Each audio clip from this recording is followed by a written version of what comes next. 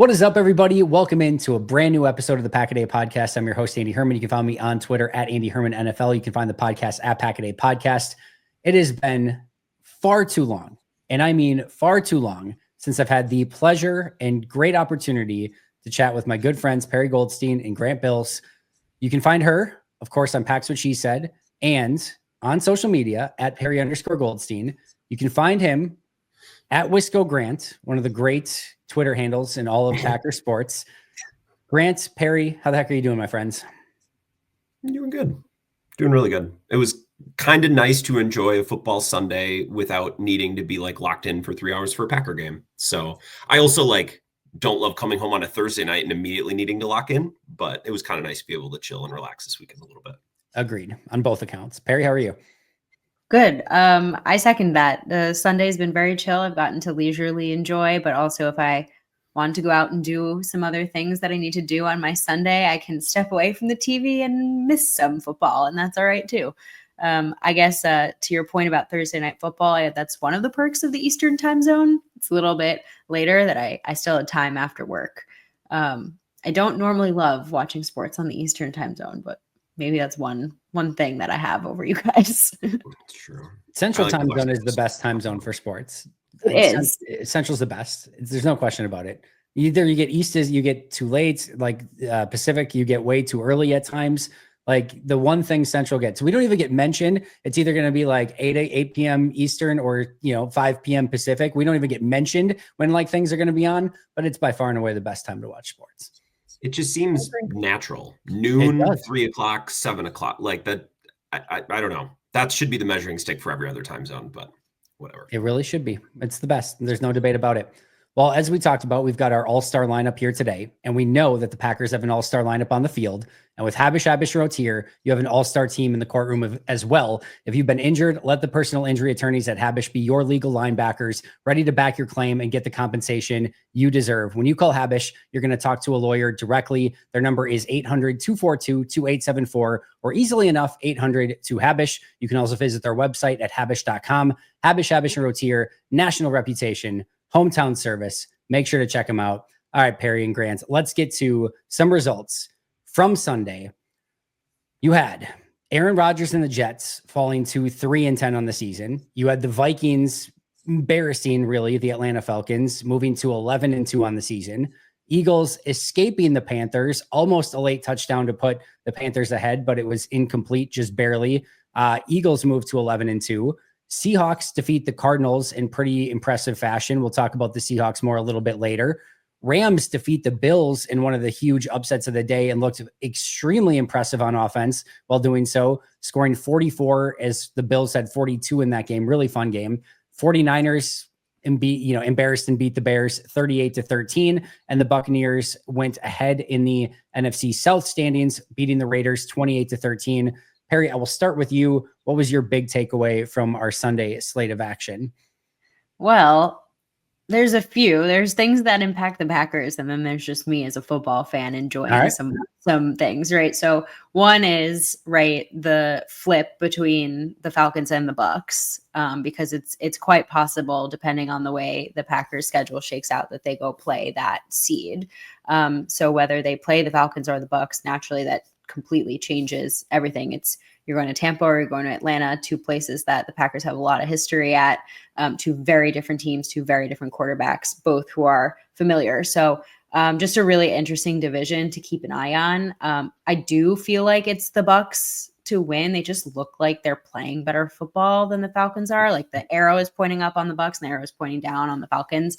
I was naturally, of course, rooting for the Falcons to beat the Vikings. That was not the best wish for my day. But just obviously keeping an eye on that. And then you said it, we'll talk about the Seahawks Cardinals so we can put a pin in that. Interesting to see the Bills get toppled by a team like the Rams who haven't been playing that well, but also the NFC West is wide open. So if you continue to win in that division, you can take it. It's not by any means over. But my personal biggest takeaway of the day, which I blue skied, I don't know what the verb is for blue sky, it's not tweet, is that it's very clear at this stage in the season what bad teams, and by bad teams, I mean sub 500 are definitely not making the playoffs, are still playing with heart and with grit, and which teams have completely given up. The Jets have completely given up, right? The Bears a little bit today. I'm like, y'all have completely given up. But the Panthers, man, the Panthers have not given up. And I just love watching a team that has absolutely nothing to play for on the season, but is still giving it 100. It's awesome, especially for like Bryce Young. He got benched. He's back. Like, you can tell that team is playing for him, and they still feel like we have something to gain from playing well. So more power to you, Panthers. I'm into it. All right, Grant, I love a lot of those. I want to hit on a couple of those in just a minute, but Grant, I'll give you the floor first. What were your big takeaways in this one? Quickly off Perri, it's better if Bryce Young is good. I just think that's more interesting for football fans at large. It's more interesting games, and number one overall picks being good is good for football and good for football watchers. Shout out to the Bucks. Your point, you brought up the Bucks. I kind of left the Bucks for dead, and maybe that was dumb of me to do, but they lost 4 in a row. They lost by 10 to Baltimore.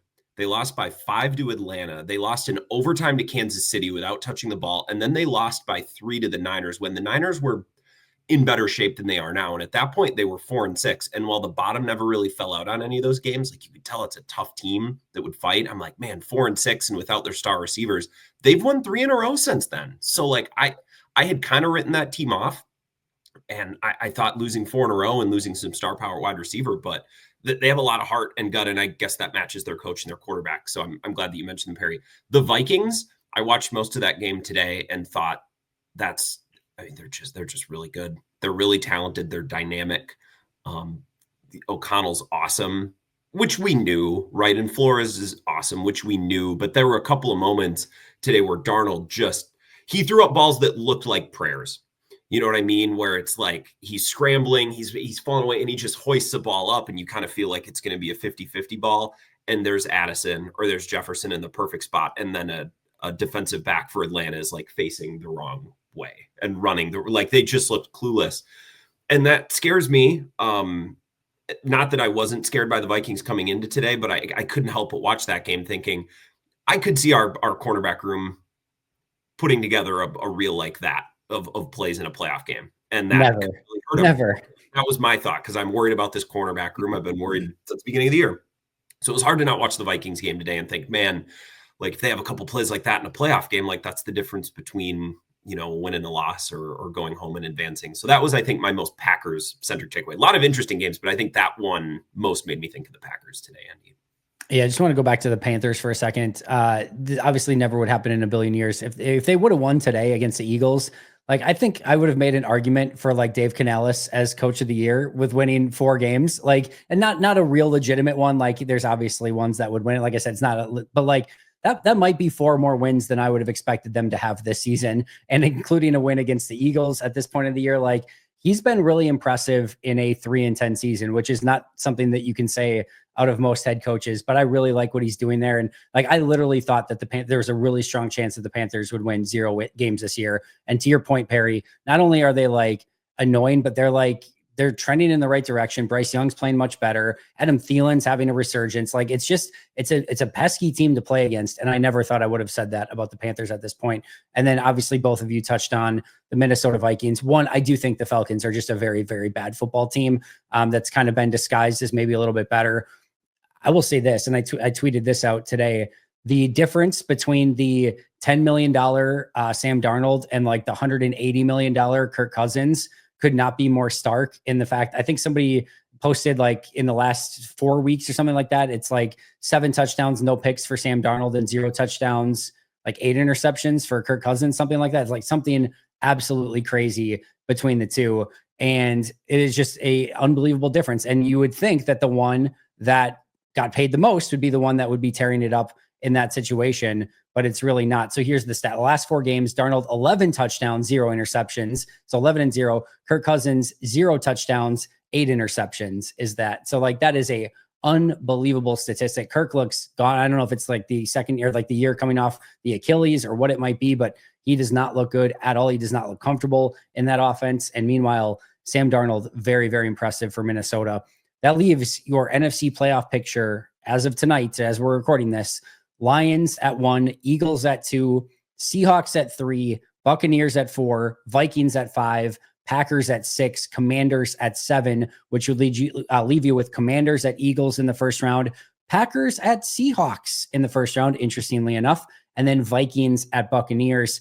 The team that is just outside at number 8 would be the LA Rams at 7-6. Remember, the Packers are at 9-4. So Green Bay has a 2-game lead on the next team out, which is 7-6. They're the only team that is out that is at 7-6. Everyone else is 6-7 or worse. And remember, Green Bay also has the tiebreaker with the Rams because they beat them earlier this season. So with 4 games to go, they're basically 3 games up on their next, nearest wild card team, or that the one that would potentially knock them out of the playoffs, right? I do have some bad news though.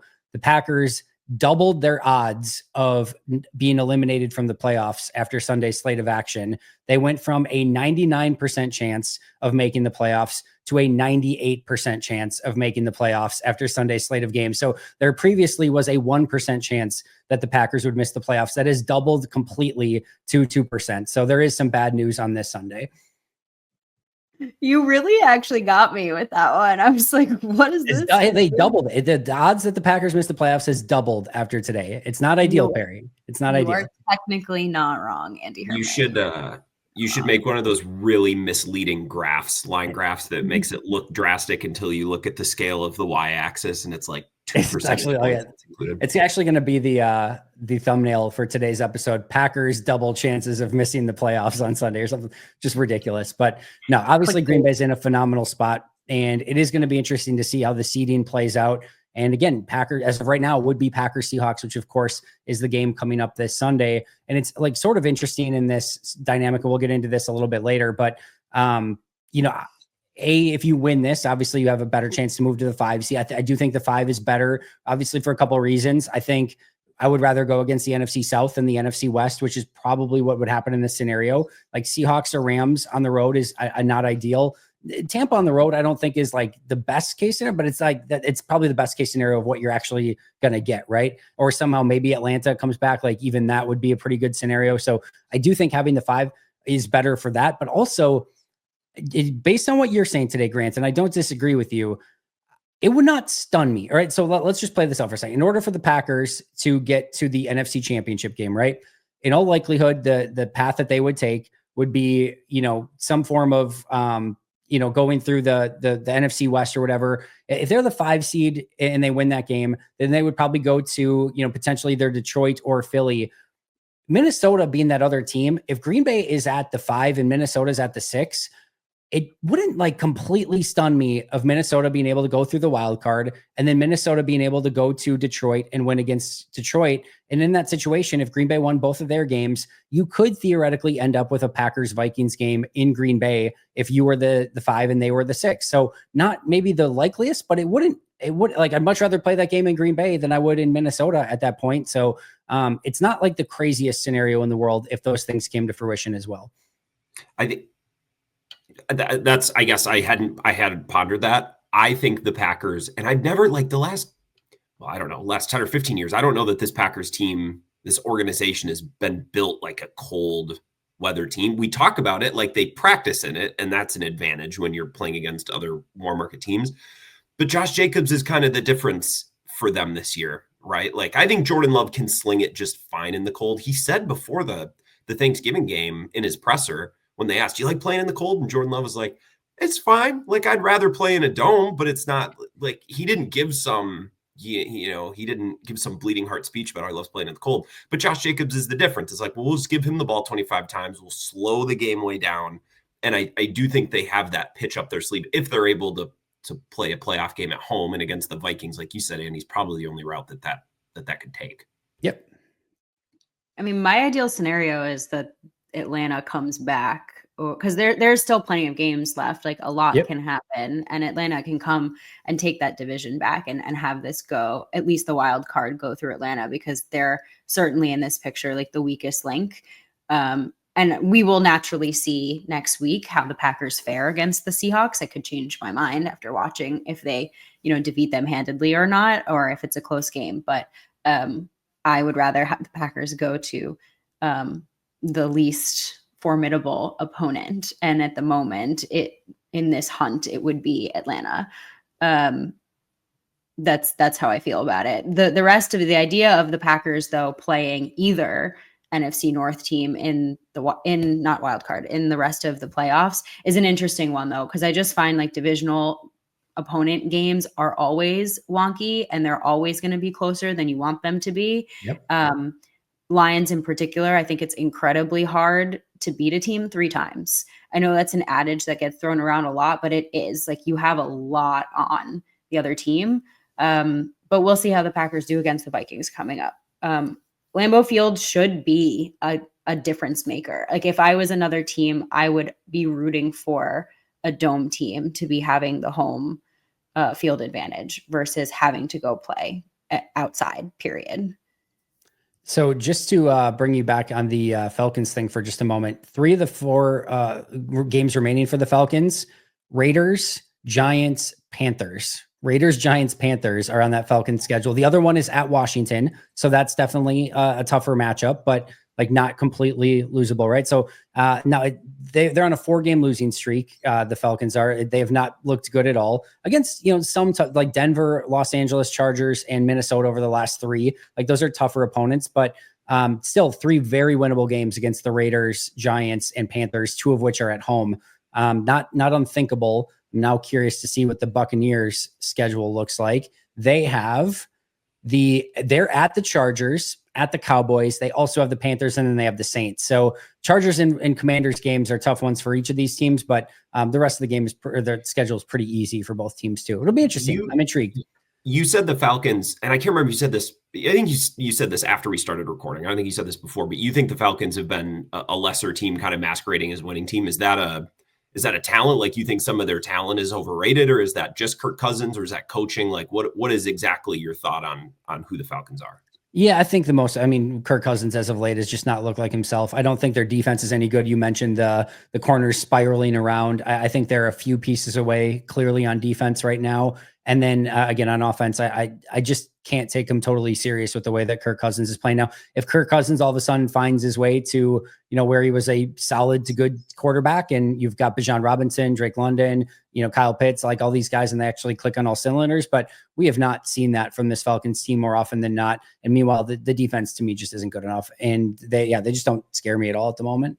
They have Simmons and Terrell. Like they have some players on the back end. It's not like that should be the stronger part of their defense. I don't know. The funny thing about Kirk is even when he's not like physically slinging it, I think Drake London is awesome. And yet on so many like gotta have it plays, the ball's going to Ray McLeod, which just seems like so Kirk Cousins. Cause I kind of felt like that's for long stretches in Minnesota. It's like, oh, the ball is going to, who is their fullback? I can't even remember. Like CJ Ham. It's 4th and 8, and he's throwing a 4-yard, little out to CJ Ham. Shout out and I know CJ fantasy Ham. football's like poisoned our brains, but like just if nothing's going well, just throw it up to Drake London. Like stop trying to fit it in a keyhole to Ray McLeod or whoever. You got to fit it to Ray McLeod when you can. You cannot take advantage of that Ray McLeod matchup. I think Kirk has Ray McLeod in fantasy, which is why this is all happening. All right, you guys ready for some fact or fiction? All right, yeah. Perri, Grant, and I are going to be doing a little Packers fact or fiction. We'll rotate around. We're each going to say a statement. We're each going to say 3 of them through the course of the show here, and then the other 2 people get to decide if that statement is in fact a fact or if it is completely and utterly fiction. Perri Goldstein, would you like to start off with your first statement? Sure. I'm going to preface this by saying I'm very excited about Grant's. Grant built it like Grant talked these up, so I'm ready for it. I'm excited about mine too. Where do I want to take this first? I'm also just curious to see where all of our thoughts were. But I'll start with this one. The Packers' defensive struggles can be fixed by their injured players returning. All right, I'll start. While Grant's thinking over there, I'm going to say that is a fact. I'm going to say that if they did get fully healthy, they will fix the primary struggles that they have. And I think that starts with Jair. I think without having Jair, they've not been able to play the defense that they've wanted to because they have to use their safeties to cover for their corners a little bit more. And by doing so, you can't drop an extra safety in the box quite as often. which opens up a lot of the failures in the middle of the field that we've been seeing, which also get buoyed by the fact that Edgerrin Cooper comes back. And now you have, I think, your best linebacker combo with Quay and Cooper playing together, and still maybe playing McDuffie on some early downs where he's looked good, but on passing downs, he's looked very, very bad. I also think we've seen this run defense play much better run defense over the course of the last month plus of the season. Like, they've been legitimately really good. And I think that, again, that middle of the field, we haven't really seen them get beat on the outsides by Amon-Ra St. Brown, Jameson Williams, Tyreek Hill, Jalen Waddle. Like, they've held their own, but a lot of that's been because, again, they've had to use the safeties to help a little bit on the outsides as well. So I think Ja getting back allows you to drop the safety more, covers up the middle of the field. The run defense looked good. Kenny Clark's coming off his best game. Rashawn Gary continues to at least trend in the right direction, if not being able to completely play the way that he wants. So I am going fact. That is a fact. I will say fact for all the same reasons Andy just said it. But the reason that doesn't make me feel like that should make me feel better, right? When I watch this defense give up 30 plus again to a team above them in the standings, as they've done with the Eagles and the Vikings and the Lions, like saying, oh, they just need to get healthy and they'll be fine. That should make me feel better. The problem is if Jair comes back, like, why? And I'm not trying to be a jerk, but like, why should I assume he's going to stay back, right? Or like with Edgerrin Cooper, because he's had some soft tissue injuries, and it, like, coming into the NFL, it's gonna be hard. Like, playing a level up from college, like getting your body used to that. Like, I'm not blaming either one of these guys, but if Edgerrin Cooper and Jair come back on Sunday, like, I can't just sit there and say, oh, well, then we're good for the rest of the year, because the percentages or the odds will probably tell us they'll get hurt again, and then we'll be back in the same spot. So I think just, yes, with those two, that would solve a lot of their problems, but that doesn't make me feel any better. And I know that wasn't your question, but I'll add that to what Andy said. Started to caveat already. You can answer however you want. Now, I meant to caveat at the beginning. It's those who can come back. Like, we saw Javon Bullard leave the last game on crutches. I'm not saying I expect Javon Bullard to be back in the Seahawks game and like that will magically fit. That's not what I'm saying in this. The players that we believe to come back. I think, Andy, you hit the nail on the head. That's pretty much what I was thinking. But along Grant's lines of like, does that make me feel better? I think the Packers should have had a contingency plan in both of those areas. Yep. Like, with the idea that players get hurt. This is the NFL. And if your entire defense, like the trickle down and domino effect of losing one player in Jair Alexander is this great, you didn't plan well enough for this season. I put a podcast out a couple weeks ago now that they just struck out at corner, right? Like they believe that Jair would be able to stay healthy. He hasn't. They believe that Eric Stokes would be able to come back and maybe play like he did as a rookie and be the legitimate star. He is not. They believe that Keyshawn Nixon could be a really good, starting slot corner. I'm closer to that one. Like, he's been a solid, okay-ish, like number 3 corner, but they've had to play him as a number 1 corner, which is, again, why it's been so bad. But I think if he was your number 3, you'd probably be okay. Then they basically bet that Carrington Valentine would take a big jump, and we just haven't really seen that, right? Kind of looks like the same Carrington Valentine that we saw previously. And maybe they bet that somebody else somewhere, whether it be Corey Ballantyne or Kalen King or a random free agent that Goody was going to be able to pull off of somebody's practice squad, something would be able to maybe step. They have not found that either. So they've kind of struck out in every single phase of their cornerback room. And I still think it's workable if you're healthy. I think Jair on the outside, with whether it's Nixon or Valentine on the outside, and then Bullard in the slot. Like, I think that is a workable secondary, especially when you've got Evan Williams and McKinney that are there. But you need, as of right now, Evan Williams, Jair Alexander, and Javon Bullard, all not healthy, at least coming off the last game, right? And that's a major question mark. And to some extent, they did strike out at corner. All right, Grant, you talked a lot of game. You got the next one. What's your first fact or fiction statement here? I have a Christian Watson one. I'm not gonna do my favorite one first, the one I'm most excited about. I'm gonna do this one. Fact or fiction? Packers fans shouldn't penalize Christian Watson nearly as much as they do for the worst 2 or 3 plays that he's had through his first 2.5 seasons on the team. Oh, fact.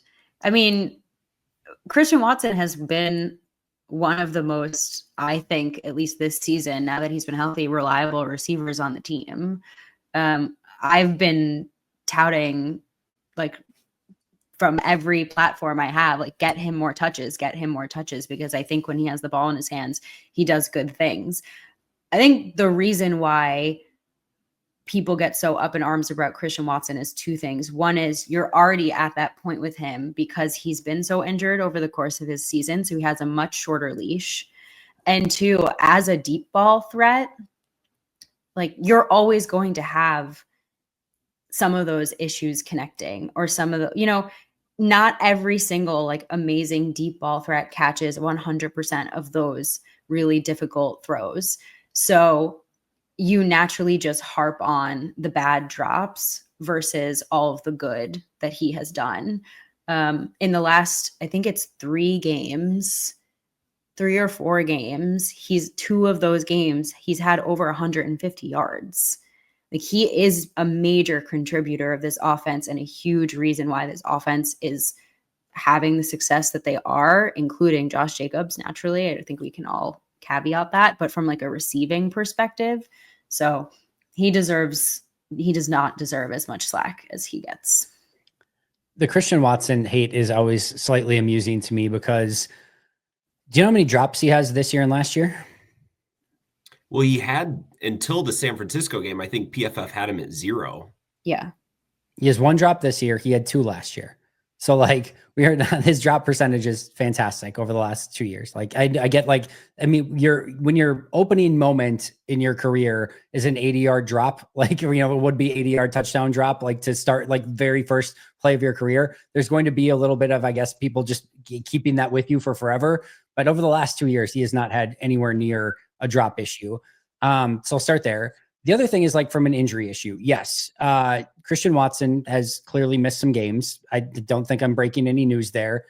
I haven't gone and counted it up exactly. My guess, I mean, I think missed maybe 1 game this year, probably, 5 or 6 last year, maybe 4 or 5 the year before that, something in that. If Christian Watson in his rookie season, right before in like training camp, had tore his ACL for a year, right?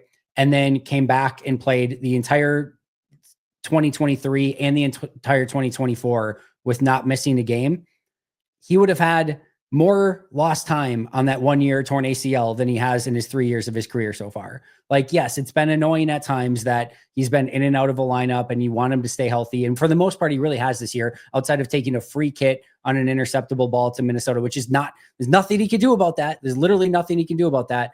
He has not actually been that banged up, and he has actually not had that many drops.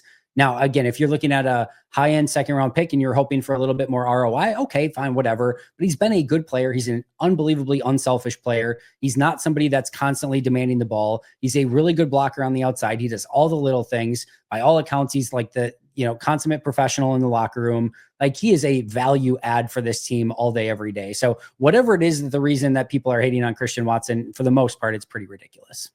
I just think it's probably because the bad moments are so... And I think that's luck. You know what I mean? Like, I almost think that's bad luck. Like, you drop the Minnesota drop was bad. And I like banged a drum for 2 months that season. It's like, if Watson doesn't drop that ball, like that season goes differently, in my opinion. Like, I think that set them on a path. I think that set Rodgers and his perspective and just the mindset, the aura of that team on a path. But I don't know. I just think I read tweets and I read comments and I take calls on the radio shows, and people, like, the things that people say about Christian Watson, you would never expect. Like, if you just took someone and sat him down here, like, watch this guy play, watch his highlights, watch his tape. And then you would tell them, like, this is what people think of him. Like, I just don't think it matches up. So I think it's 2 or 3 plays, and they've been bad, but I just think he gets a little bit of a raw deal from fans, certainly. Yeah, he's missed, I think, 12 games. I just counted it up really quick. I think he's missed 12 games in his career, which again is less than if you missed a season with like an ACL injury. So all right, let's move on. All right, I'm going to give my first one. Fact or fiction, Jaden Reed needs to have a much bigger role within the Packers offense. Do you want to take this one, Grant, first? Or do you want me to go? Yeah, I can go first. We can mix it up. So I think Jaden Reed is awesome. He's great. He also has dropped a decent number of balls. I'm not ripping on Jaden Reed, but like, again, going back to Christian Watson, Packers fans act like he drops every other pass. But everyone else in the, in the receiving room, like, oh, they would never drop a pass. Well, Dobbs and Reed are like near the top of the league if you look at PFF or, whatever database. And we know about Wix, but let's set him to the side. So Reed has hurt himself a little bit in that way. I also have gone back and forth with lots of people who call our shows or comment on our radio shows. And it seems every other week, Packers fandom is upset about a different guy who wasn't involved, right? Like for a while, it was Christian Watson. Why is he not involved? And then it was Tucker Kraft had a couple weeks where he didn't. And then this last week, it was Reed. And the song that I've kind of been singing is, well, when this team is playing their correct brand of football, Jordan Love's probably throwing the ball about 25 times, probably. So that leaves maybe 20 or slightly fewer completions, depending on the game. They have a lot of guys, right? And there's just not, because they're a run-first team, and when they're playing well, they possess the ball. So there's fewer possessions in the game and there's fewer passing. Like there's just going to be guys week to week who are left out. And I just think if every week we get mad that one guy didn't get targets, we're missing the big picture of, well, the other guys did. And that's kind of how the offense works. So I think Jaden Reed is awesome, but every once in a while, there's going to be a guy who just doesn't fit or doesn't perform in a given week. And that's going to include even Jaden Reed. I don't think he's above that.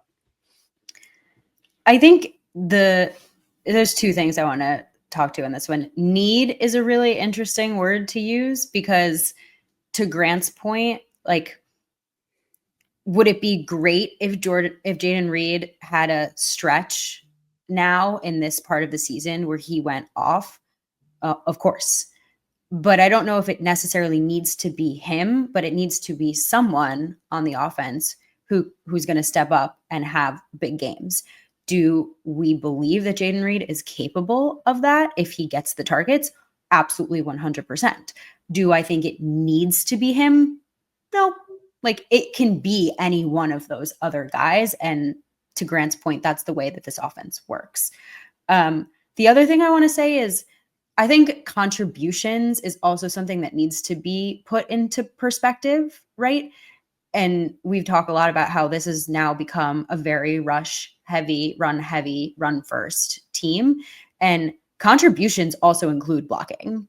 Like contributions include like, what is your 111th? Your 111th as a receiver in this team on this team isn't always just run your route, catch the ball. It is a lot of blocking for Josh Jacobs. And so if Jaden Reed is in there, catching blocks, so Josh Jacobs gets 4, 5, 6, however many extra yards, he is contributing and he doesn't need to do any more other than what the coaching staff and this team is asking him to do. So does he need to be doing more? I mean, would I love to see him have a big game because he hasn't had one in a while? Sure. But no, I don't think he needs to be doing more because I think he is contributing a ton. It just doesn't always look like what you want it to be in the pass game. It's a really interesting conversation, and I can kind of go back and forth both ways. My answer to this question all season long has been basically word for word for what Grant has said. Is like we're going to do this every single week because every week it's like, well, Christian Watson wasn't involved in this game, or like, why didn't Romeo Doubs get the ball? Like, why did Josh Jacobs only get 14 carries in this game? Why did Jaden Reed only get one target? Like, it's literally, why did Tucker Kraft only get, one catch in that game a couple weeks ago or whatever it was? Like, we can do this every single week. That being said, I also do feel like, and I love Zach Cruz's, idea of like the three psychos on this team of Jaden Reed, Tucker Kraft, Josh Jacobs. Those kind of are the three players that I want the ball in their hands the most. And I do feel like you have to have a little bit of intentionality of trying to get the ball in their hands, not as much as possible, but certainly when you can. It's not like saying like, you've got Devontae Adams, so you better get him the ball every single play, right? But I'm giving you three options here in Jacobs, Reed, and Kraft, and it feels like those three should be maybe a little bit more targeted. And I don't think you should really probably ever get to the end of the game with Jaden Reed having one target, and technically it was two, by the way, because he drew a big pass interference penalty early in that game. So that's another thing we can talk about as well. But it's still, you should not probably end up with him not having a catch or run in an entire game. That probably is a little bit too far in the direction of, well, whatever happens, like we're okay with it. It could be anybody. I think you have to have a little bit more intentionality to it than that. But my overarching feel is still like we could do this every week. And I'm happy if whoever is eating and they're putting up 30 plus points, which again, they did this week without Jaden Reed having a catch or a rush in this game. I'm not super concerned about it. And I still think there's multiple ways to peel an onion on this one. I don't think that's a real, sort of sane, but I'm going to say it anyway. But yeah, I do think that I don't know. It's a really tough answer. I could go either way. I'll end where I started. I also think matchups matter and the venue matters. Like, I think games and this is kind of why I like this Packers team. Like, they can play on a fast track, they can play in a dome, and I think Watson's great in that spot. And I think Wicks, if he starts to catch the ball, is great in that spot, just because he's such a smooth, natural move. He's like a basketball player, right? So you get him in a controlled environment, he can really hurt you.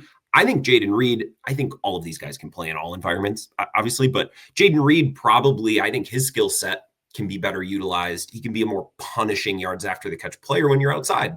So in Seattle, if it's chillier, when Green Bay hosts Chicago later in the season, like, I think those are games where you might, okay, let's look to being a little bit more control. Let's not just leave it up to God completely. Like, let's see if we can't be a bit more intentional outside about getting Jaden Reed the ball. Because I think his skill set, I think, probably lends itself to being a more punishing physical player outside versus in a dome. So that's always something to consider too. And defensive coordinators, they're going to work to take certain guys away. So there are some, parts of target distribution that are just out of the control of even an offensive coordinator and a quarterback. But there are lots of factors at play. And I think inside outside is one for a player like Jaden Reed.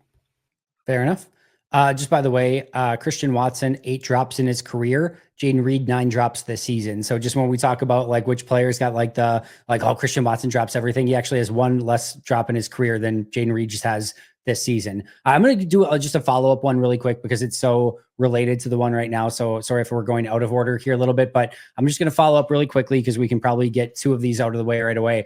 The follow-up is fact or fiction. The Packers need a number 1 wide receiver.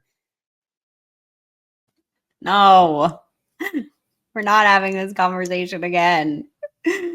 I mean, it goes to the same conversation you both just had. And like, I echo it. I don't feel the need to rehash it, but I think this offense is special because they have so many weapons and they can game plan against whomever it is they're seeing on the opposing side with the number of different weapons they have and mix and match.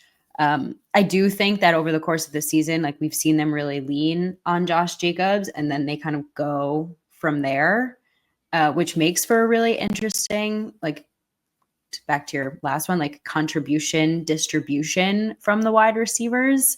But this offense works at its best when you look at the stat sheet at the end of a game and you see like 5 or 6 guys getting receptions, but it's all like 2 to 5. Because then you have defensive coordinators having to game plan for everybody. And Jordan Love can go through his reads and just figure out who's open. And I think that's when this offense looks its most beautiful. Perfectly said.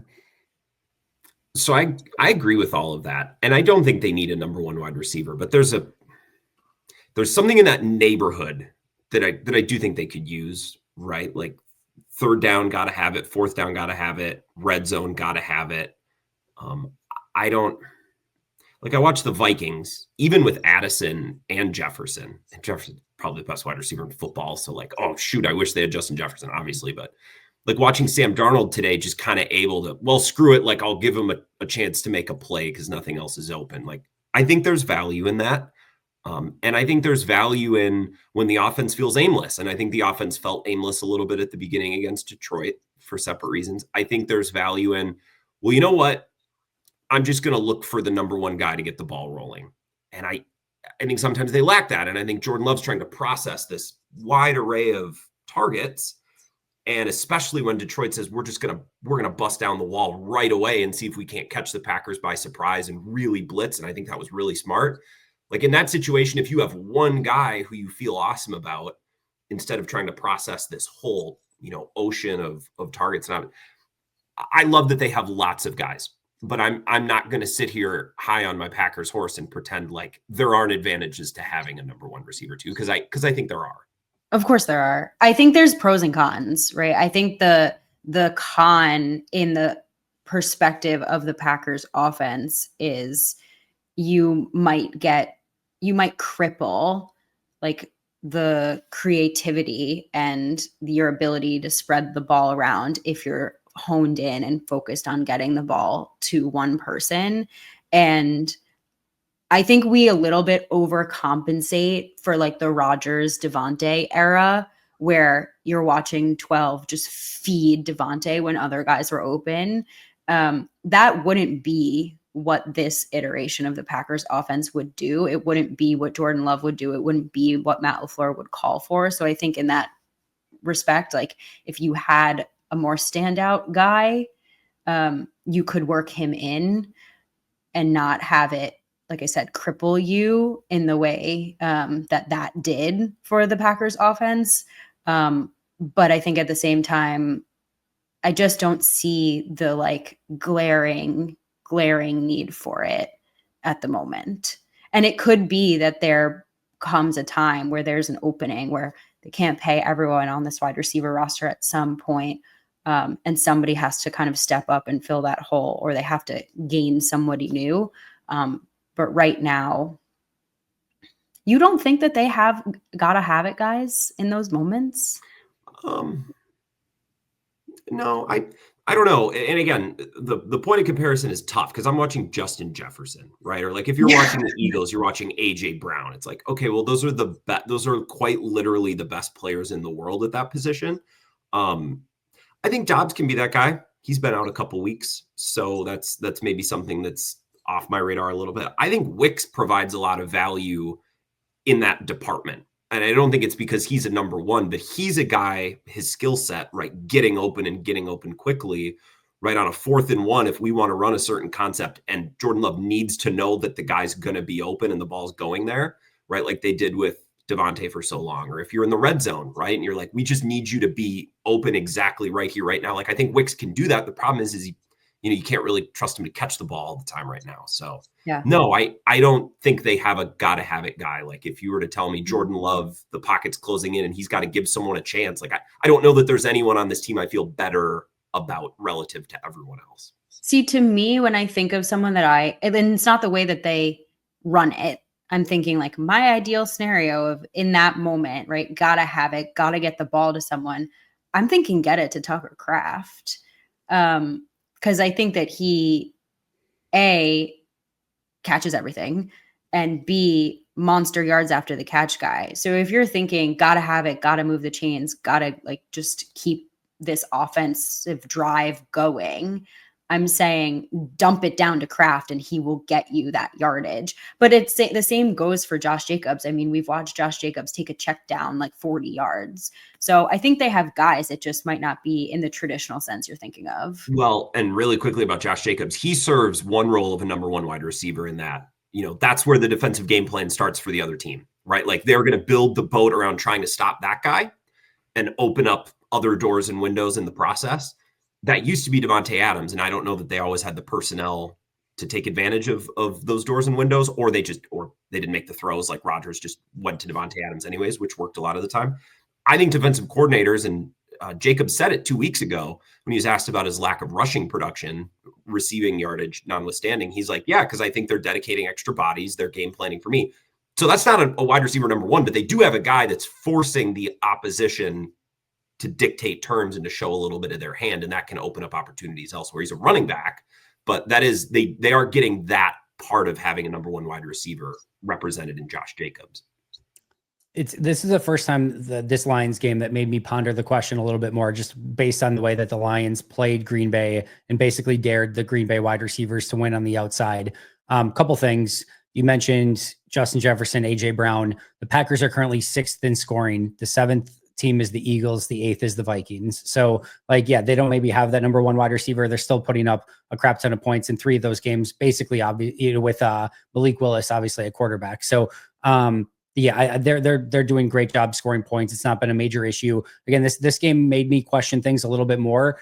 I think it's just going to come down to the Packers and Matt LaFleur are going to be much better prepared for a defense. I think showing that same sort of hand, and they got better at it as the game went along, and they still put up 30 plus points in that game, even with the Lions basically daring Green Bay's wide receivers to win. So I'm mostly saying it's fiction, but I'm more keeping a little bit more of an eye on it after this past game than I have in the past. But I'm mostly on fiction as well. And also really quickly, like if the strength of your wide receiving core is our 3s and 4s are better than everyone else's 3s and 4s and they can win, well, then they have to win and they can't drop passes, right? So like if that's your strength and Wicks and let's say Dobbs, because Reed, I think is probably thought of a little higher. Like those guys have to be great. Like there's no room for them to have mental errors and drops in a game, because that's your strength, is your 3 and your 4. So that the 3s and the 4s can't have off nights is my point. If you are a collective unit like that, to Andy's point. All right, so let's move on past wide receivers, unless Perri, yours is wide receiver-esque, but I will let you go in any direction that you want. Okay, I enjoyed that though. Where do I want to take this? Okay. The Packers are going to struggle to make a deep playoff push. I'll go fact, because I think struggle is an interesting word here, and I'll let struggle do the heavy lifting. It's not going to be easy. It's not going to be easy to go on a deep playoff push. So I will say that, yes, there will be a large struggle to get, let's just say get to a Super Bowl, right?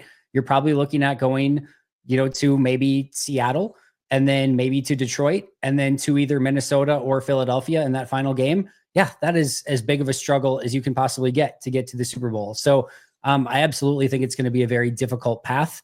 But I think that if they play their best brand of football, the biggest struggle is usually them getting in their own way. And if they can stop doing that, sign me up, and I will take Green Bay having the potential to go on that run. But yeah, it's the position that they've put themselves in by being right now the 3rd place team in the NFC North, the 6th place or the 6th seed team in the NFC, in one of the, really just ultimately brutal conferences right now. Yeah, it's going to be a struggle. Did I change your question too much? No, I was thinking of it more in terms of like, do I feel like this team and the way that they're playing and the way that they've played this season, have they shown me that they can beat the teams that they will face in the divisional round, in the championship round? Like, do they have it in them to make that deep playoff push? They do. I'll say they do. But Grant, go ahead. Well, I can give you an answer that speaks more to that, because like when I went on the radio on Friday, and I did 6 hours because Bill was off. So I did his show and then I did my show. And my like main thing about the Thursday night game is we've kind of been right on this team for about a month, or at least some of the things that I've been saying is like, they feel like the 3rd or the 4th at worst best team in the NFC, with the capability of beating any team above them. Like, I think they're capable of beating the Lions. I think they're capable of beating the Eagles. They beat the Vikings, and you put the Vikings ahead of them right now. I think that's fair. The Vikings beat them and they've looked awesome. But they are at worst the 4th best team in the NFC, and they can beat any of those teams, but we have them 4th best for a reason, right? Like, we've seen them lose close games to the Eagles and to the Lions and to the Vikings.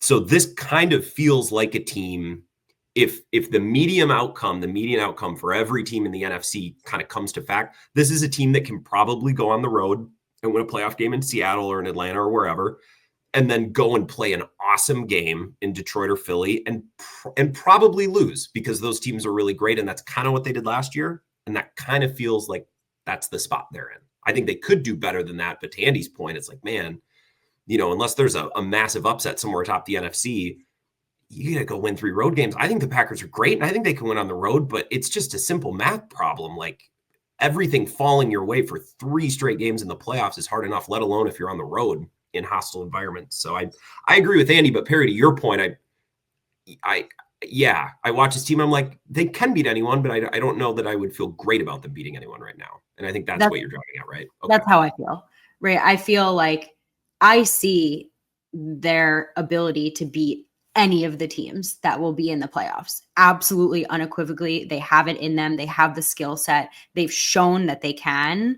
They haven't shown in the win column necessarily, but I think if you're looking at the season from like a more holistic standpoint, they can, in another head-to-head matchup, especially with the Eagles game being as, wonky as it was, beat a good team. I need to see it against the Vikings. Like, I feel like if the Packers can go into Minnesota at the end of this season and handedly beat that Vikings team, I will feel better about them making this kind of like late fire stretch run in the playoffs like they did last season.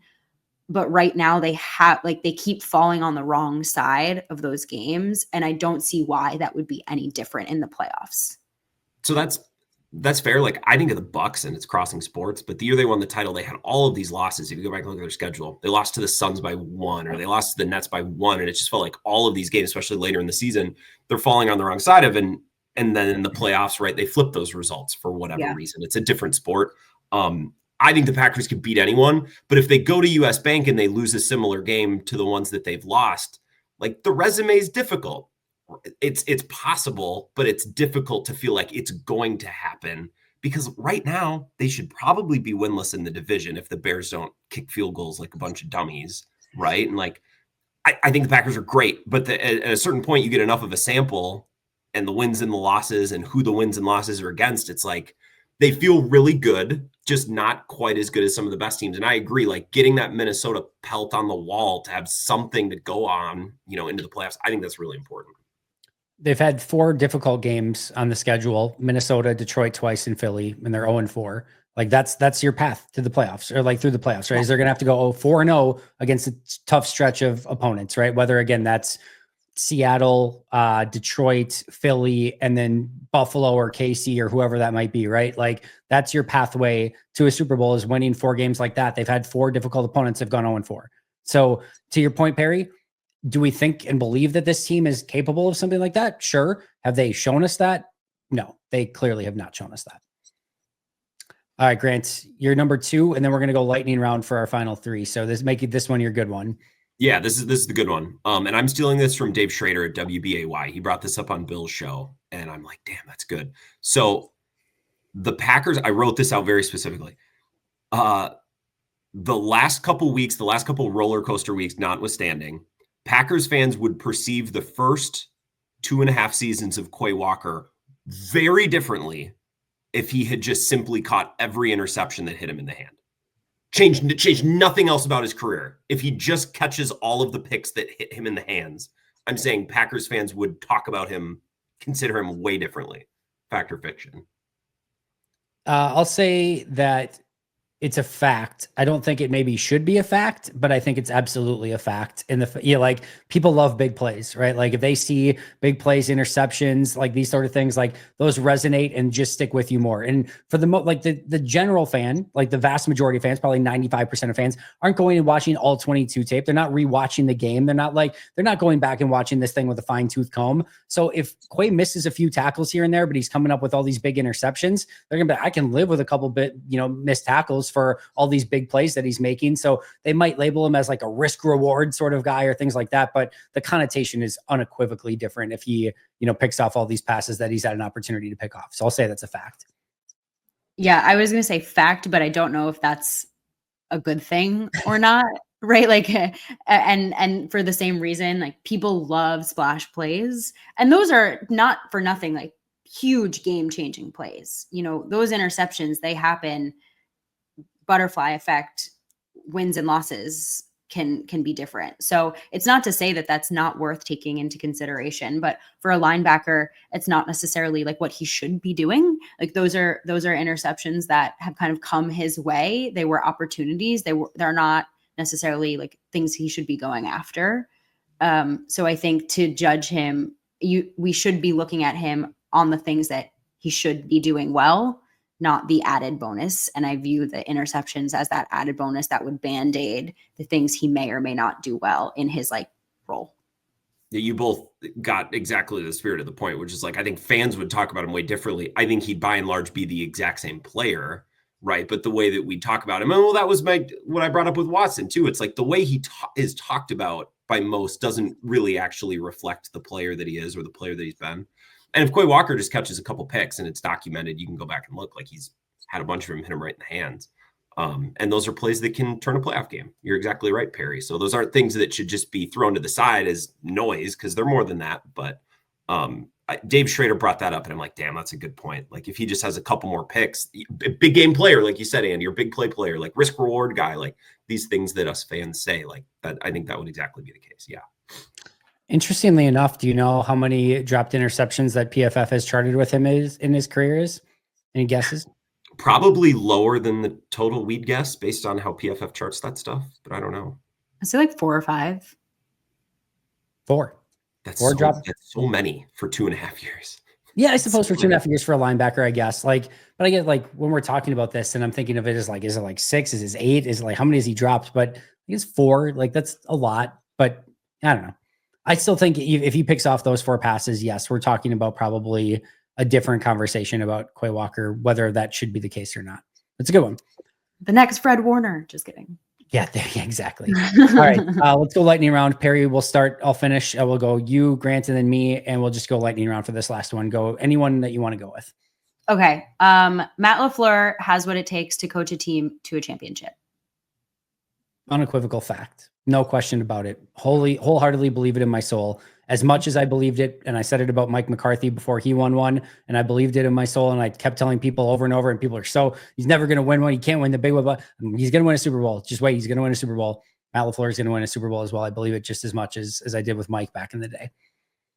Do you think there's any such thing as a coach who gets tight in a big game? Like, do you think there are big game coaches and not big game coaches, or do you just think that's like noise? Yeah, I think so, but I don't have any major concern. Like Matt's won playoff games. Every one of those is big games. He's won big games in the past. Like I don't think he shrinks in the moment or anything like that. I know people will point to like I can't believe he kicked that field goal against Tampa Bay in 2020. I would have gone for the touchdown and the 2-point conversion in that situation but I absolutely can understand why he went for the field goal. And like analytically speaking, it makes a lot of sense of what he's trying to accomplish in that situation. So I've no major issue. And no, I have no doubt about it. I defend coaches so much because I think so often it's like, guys, there's not a perfect choice. He took the one and it didn't work. And like, sometimes that's just coaching. Like, I don't know. I think I'm more likely to defend coaches than most. I have a stupid one that's a little bit of a throwback because I wrote this down watching the Vikings game today. Fact or fiction, watching what Jordan Addison was able to do opposite Justin Jefferson last year as a rookie and this year gives credence to the argument that maybe T. Higgins would have put them over the top.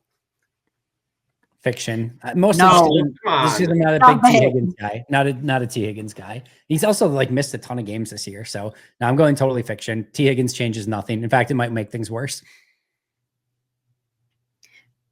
No, I'm not. No, I also just in general don't love revisionist history. I think it serves no one. And I'm so excited for my next one. Oh, great. Let's hear it. All right. The Packers have made a massive mistake by taking Jordan Morgan over Cooper DeJean. Okay. I don't know if that's revisionist history because that was this season. But you're still revising the draft. You're revising a piece of history. Look,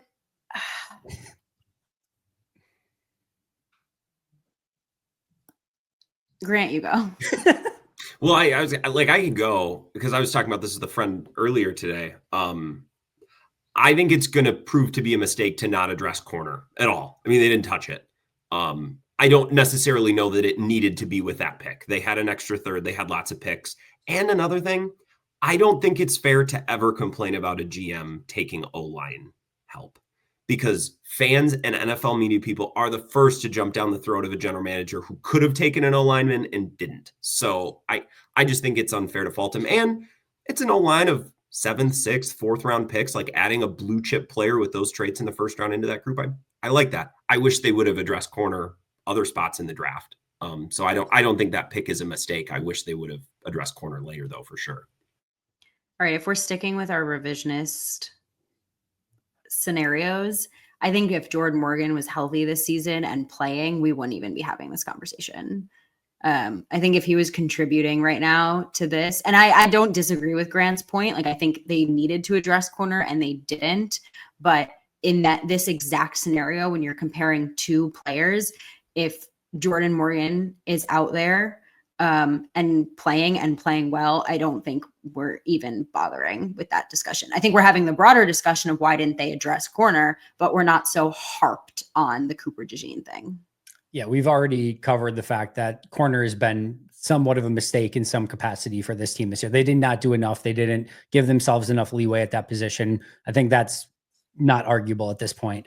My argument here is, can we give Jordan Morgan a hot second? Before we just say like, Hubert Jean's unequivocally better than Jordan Morgan, and Jordan Morgan's a bust, or like, I can't believe that. Can we give him a minute? Like and it's been unfortunate due to injuries of like where he's been at right now, but like, can we give him a hot second just to even see what he can become? And I thought Daniel Jeremiah, this was not in regards to Jordan Morgan. I don't even actually know where the conversation was coming from, but this is a quote from Daniel Jeremiah. Quote, "It's hard to have a great offensive line and be a terrible team." And I'm not saying, again, that we don't know if Jordan Morgan's going to help make them a great offensive line, and they've got a pretty darn good one right now, even without Jordan Morgan. But man, and then Robert Mays followed that up and quote tweeted it by saying, "I know a few teams that should write that on the wall of their facility." There are so many teams that are losing in the NFL right now because they cannot put a competent offensive line on the field. And we have seen, whether it's been an Alex Light or a Byron Bell or a Kyle Murphy or a Jason Spriggs, or we can go on and on, where you get one of those guys entered into an offensive line and it completely changes everything. And now you can't protect anything or do anything up front. And your quarterback suffers, and your huge franchise quarterback, Josh Jacobs, suffers. All your talented wide receiver suffers because you have a revolving door at one of those offensive line spots. So I know for me, even this year, when they had their like right now with Jordan Morgan being out, for example, when like all of a sudden one of those other offensive linemen goes down, like we saw a little bit this week with Sean Ryan going down, that was the first moment for me of like, now I like Kadeem Telford. I was actually fairly impressed with how he played in limited snaps in this one, but like, that's the first time I'm like, oh, okay, like this might actually be a problem. This could be an issue. Whereas when Jordan Morgan was the next guy up, I feel like, all right, they're good to go. Like they're going to be able to continue to run their offense with Jordan Morgan in there. So to me, let's give the dude a hot second and see what he can become, because he might be a really good offensive lineman. But this is what I mean. Like if he was there and starting and playing, like we would not be having this conversation, because you can never argue against protecting your quarterback who you just paid, who is everything to this franchise, which was the entire argument for the pick in general in April. So no. Also, you saying Byron Bell triggered me. I heard Jason Spriggs, and that was the one that or who was the guy from? There's another one in that mix, Jason Spriggs adjacent. But one more point on offensive line depth, and this is an angle you didn't hit, Andy. Like it's also about having guys in the hopper for next year when you have to think about giving contracts to certain guys. And I think John Runyon Jr. is an incredible example. And I liked that guy. He loved being a Packer. He was on with us at Radio Row at the Super Bowl, like 10 out of 10 dude. I don't want to be the team paying him his first big deal. He's fine, but like I would rather slide in my Jordan Morgan or my Jacob Monk. Like I want those guys in waiting, because then you become one of those bad teams. It's like, oh, we need a guard. Shoot, we're going to pay, $20 million per John Runyon Jr. while we let Saquon and Xavier McKinney walk out the door. Like you just keep your priorities financially in balance when you always have those offensive linemen in the hopper. So I don't have a problem with the Jordan Morgan pick at all. I have a problem with the way that they handled corner, but that's a completely separate issue. I like that pick in the player. Fair. Well, Sarah, before we get out of here, one last fact or fiction. The fact or fiction, the Packers will beat the Seahawks on Sunday. Fact. I don't know if you guys remember, but in our bye week episode, I said the Packers would only lose one game out of the bye. So I said they go undefeated against the NFC North. I was wrong clearly about that so far. So that has not come to fruition. All right, Grant, fact or fiction?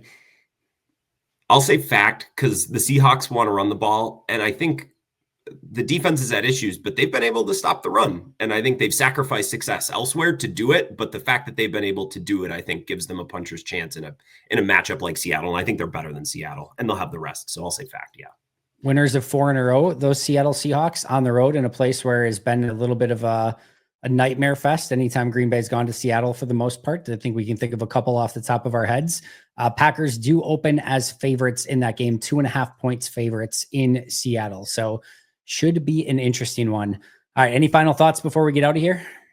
Simon Stepaniak. That was the name I was trying to think of. There, I got it. That was the other. You never played a game. Simon Stepaniak was the John Runyon Jr. Draft, along with, who was the other one? John Runyon Jr., Simon Stepaniak, and now that's going to bother me. There was that was the time they drafted 3 offensive linemen in the same draft. Jake Hansen? Jake Hansen? Maybe it was Jake Hansen. I think you might be right. This is so dumb. I'm glad I thought of Stepaniak, though. That was going to bother me. No other final thoughts, though. This is a fun pod. I like fact or fiction. I felt like I had better prompts than when we did bold predictions. I think I let everyone down that episode, and I wanted to make it up to you guys. It was in Stepaniak, yes. Those were the 3 6th-round offensive linemen that they took in that particular draft. That 2020 draft that didn't produce really much of anything except for their franchise quarterback. which seems kind of important. All right, Perri, final thoughts for you? No, this was fun. I dittoing Grant. I enjoyed this a lot. I enjoyed the discussion, and I'm excited about this.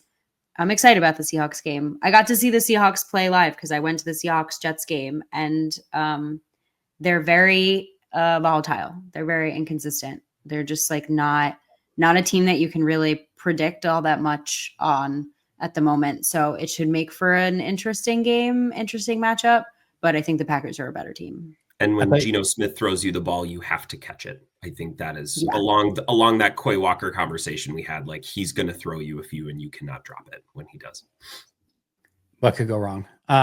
I thought you were going to say, Perri, of like, I totally agree with Grant. He did step it up a lot more this podcast over the last one. I thought you were going to, like, that's amazing. You guys are the absolute best. Thank you so much for being here with me every other week. I always enjoy it. You're not allowed to miss any more this season. People were very upset that you guys were gone and had to deal with just me. So make sure to follow her on Twitter at Perri_Goldstein. You can find him at Wisco Grant. You can find me at Andy Herman NFL. That is going to do it for us today. But until next time, and as always, go Pack Go. Go Pack Go.